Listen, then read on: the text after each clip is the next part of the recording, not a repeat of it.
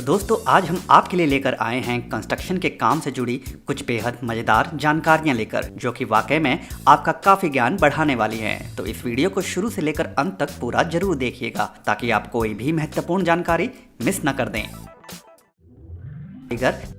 Tunnel under highway. यहाँ इस काफ़ी व्यस्त हाईवे के नीचे एक टनल का निर्माण किया जा रहा है और जिसके लिए इंजीनियर्स के पास केवल 2 दिन का ही समय है। टनल के निर्माण के लिए इंजीनियर्स ने शनिवार और रविवार का दिन चुना ताकि लोगों की छुट्टी हो और हाईवे पर कम से कम ट्रैफिक हो। टनल के निर्माण के लिए केवल एक तरफ के ट्रैफिक को ही बंद किया गया ताकि यातायात कुछ हद तक चलता रहे, जिसके बाद कारीगर एक्सकवेटर की सहायता से खुदाई करने के काम में जुट गए। जैसे जैसे कारीगरों के द्वारा जगह को खोदा जाता रहा तो वैसे वैसे पहले से ही तैयार किए गए टनल को धीरे धीरे आगे खिसकाया जाता रहा ताकि काम समय पर पूरा किया जा सके। काम करते करते दिन से रात और रात से दिन हो गए, लेकिन कारीगर काम में जुटे रहे क्योंकि उनके पास केवल 2 दिन का ही समय था। एक बार जगह को पूरा खोद देने के बाद टनल को पूरा धकेल कर सही स्थिति में लगा दिया गया। दूसरी तरफ से पहले से ही टनल के लिए रास्ता बना दिया गया था, तो इसलिए वहां हाईवे का यातायात प्रभावित नहीं हुआ। टनल को सही जगह पर तो लगा दिया गया, लेकिन अब इंजीनियर्स के पास चुनौती थी इस टनल के ऊपर पुनः रोड को बनाने की, क्योंकि अगली सुबह होते ही गाड़ियों का आवागमन चालू होने वाला था। तो इस काम के लिए कारीगर फुर्ती से जुट गए और समय रहते ही टनल के ऊपर हाईवे वाली गुणवत्ता जैसे रोड का निर्माण भी कर लिया गया और यह भी सिद्ध कर दिया कि अगर इंसान की इच्छा शक्ति हो तो असंभव से दिखने वाला काम भी सफलतापूर्वक समय पर किया जा सकता है।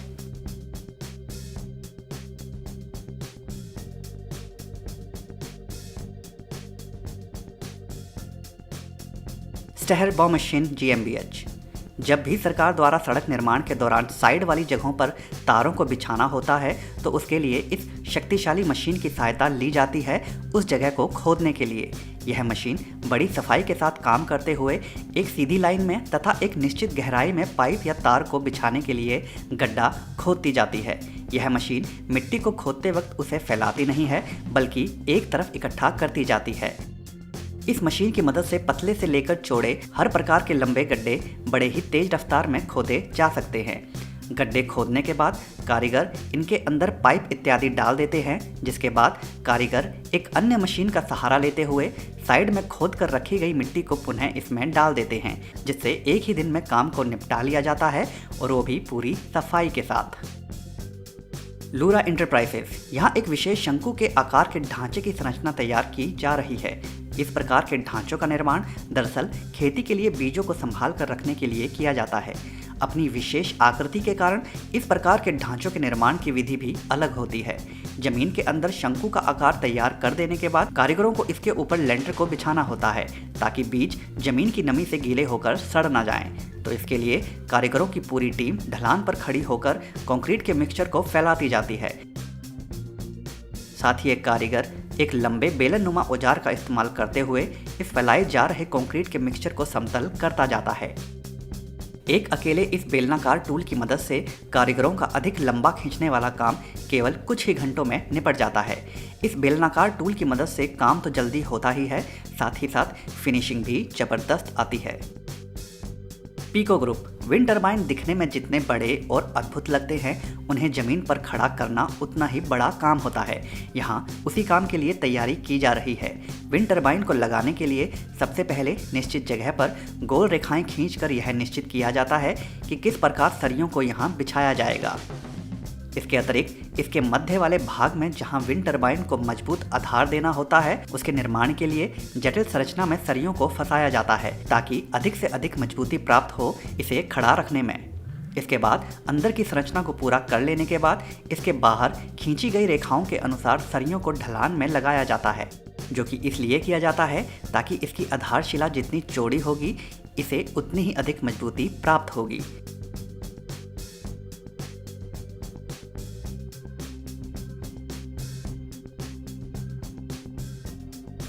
एक बार पूरी संरचना तैयार कर लेने के बाद कारीगर इसके ऊपर कंक्रीट का मिक्सचर डालना चालू कर देते हैं।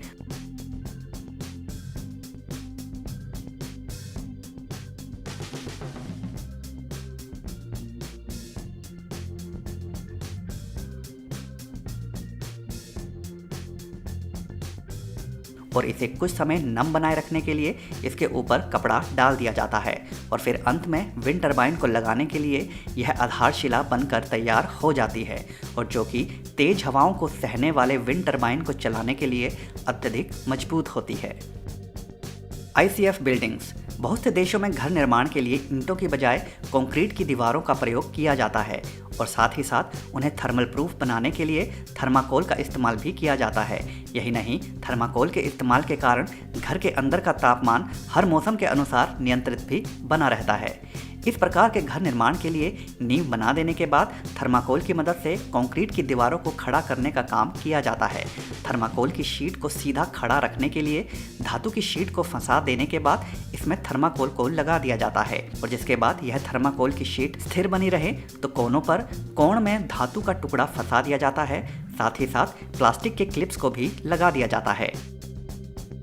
कंक्रीट की दीवार को मजबूती भी मिले तो इसके लिए बीच में लोहे के सरियों को भी फिट किया जाता रहता है।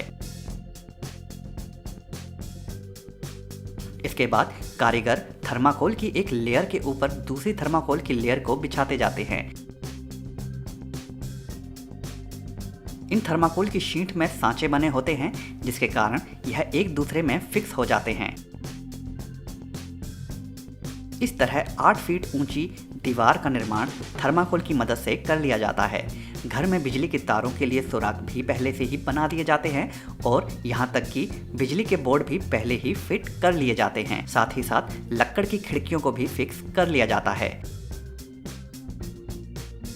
और फिर अंत में बारी आती है इन थर्माकोल के ढांचों के अंदर कंक्रीट भरने की। कारीगर इन खोखले भाग में कंक्रीट का मिक्सचर भर भर कर इन्हें तैयार करते जाते हैं। यह काम काफ़ी सावधानी के साथ करना होता है। अगर कहीं पर भी थर्माकोल फटता है तो उस भाग को फिर से खड़ा करना पड़ेगा। तो कारीगर बड़ी सावधानी के साथ कंक्रीट को भर कर इस थर्मल कंक्रीट की दीवार को तैयार कर लेते हैं, जिसके बाद इसके ऊपर लेंटर डालकर घर को एक आयाम मिल जाता है। रेवोनिया। पुरानी पद्धति किस प्रकार आज भी लोगों की मदद कर रही है उसका एक स्पष्ट उदाहरण आप इस घर निर्माण की तकनीक में देख सकते हैं।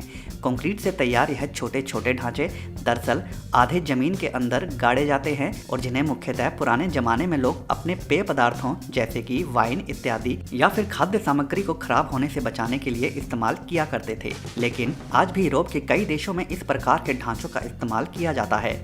इन्हें जमीन में आधा गाड़ देने के बाद इनके ऊपर मिट्टी इत्यादि को डालकर ढक दिया जाता है और ऐसा इसलिए किया जाता है ताकि इन छोटे छोटे झोंपड़ी नुमा घर के अंदर बाहर के तापमान का कोई असर ना हो और अंदर हमेशा एक जैसा तापमान बना रहे। वाइन मुख्यतः तापमान के निरंतर कम या ज़्यादा होने से खराब हो जाती है, लेकिन जब उन्हें एक समान नियंत्रित तापमान मिलता है तो वे सालों साल सुरक्षित रहती हैं। साथ ही साथ उनकी गुणवत्ता भी बढ़ जाती है। Ernst concrete. यहाँ एक विशाल कार पार्किंग की जगह को तैयार किया जा रहा है और जिसके लिए इस विशाल कंक्रीट के मिक्सचर को उड़ेलने वाली मशीन का इस्तेमाल किया जा रहा है। इस मशीन की यह लंबी भुजा कंक्रीट के मिक्सचर को मिक्स करने वाले ट्रक के साथ जुड़ी होती है, जहाँ इन ट्रक के द्वारा कंक्रीट को तैयार किया जाता रहता है और जिसके बाद उसे इस लंबी भुजा में लगी पाइप के माध्यम से वांछित जगह पर फेंका जाता रहता है।